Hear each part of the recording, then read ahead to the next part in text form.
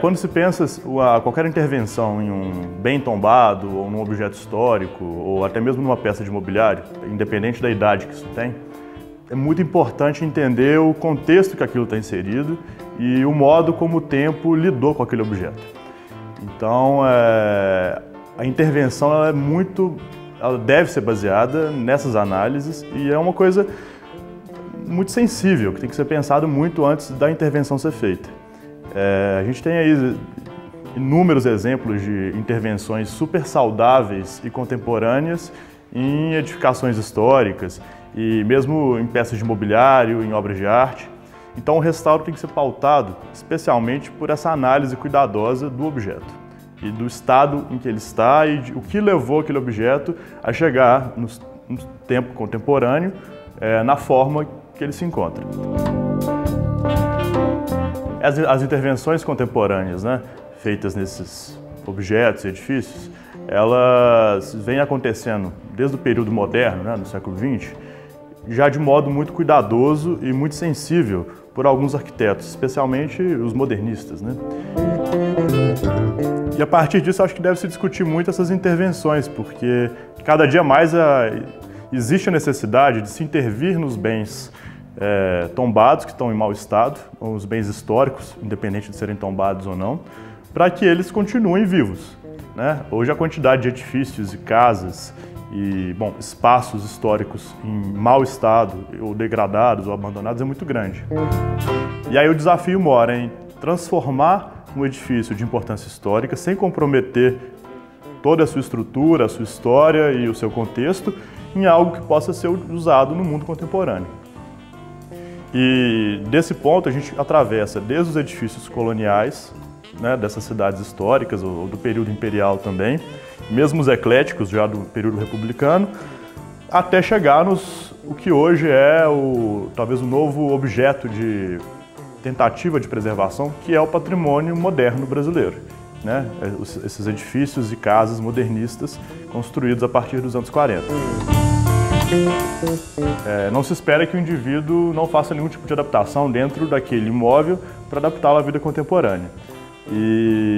Mas espera-se ao menos que elementos construtivos importantes da fachada ou grandes elementos arquitetônicos que definam aquele imóvel como parte da obra de um grande arquiteto como Sérgio Bernardes não sejam perdidos e, muito pelo contrário, preservados, entendendo a importância daquilo.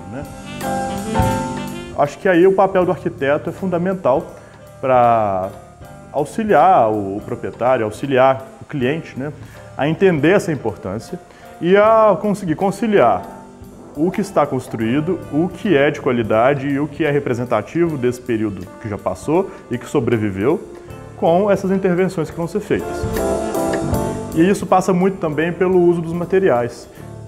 Apesar de não se esperar que um projeto de intervenção desses copie absolutamente nada do que foi feito, eu acho que é muito saudável que se entenda a materialidade dessa construção e que essa materialidade seja respeitada, tentando trazer um pouco desses materiais com o uso contemporâneo.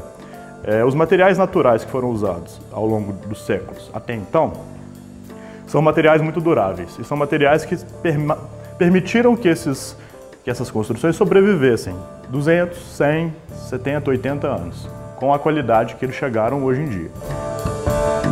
E eu acho que além do material que deve ser usado, um material autêntico e fiel ao que está sendo feito, isso envolve também a mão de obra tradicional.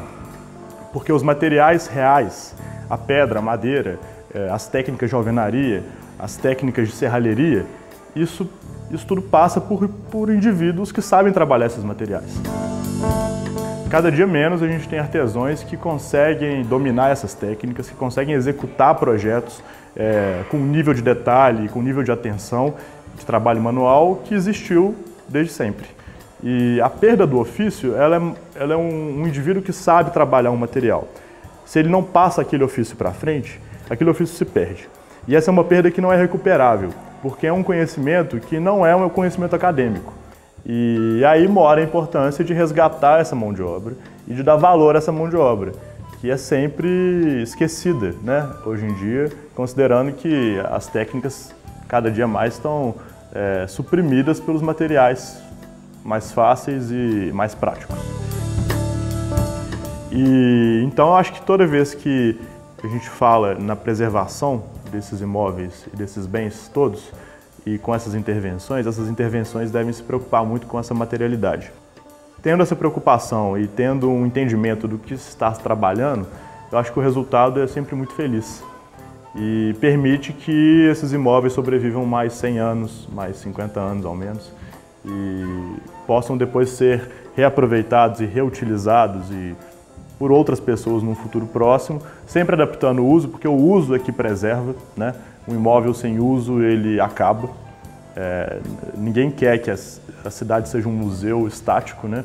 Acho que a cidade ela tem que ser vivida, ela tem que ser usada, e esses imóveis tendo vida, eles vão fazer parte da cidade e vão reafirmar sua importância no espaço urbano.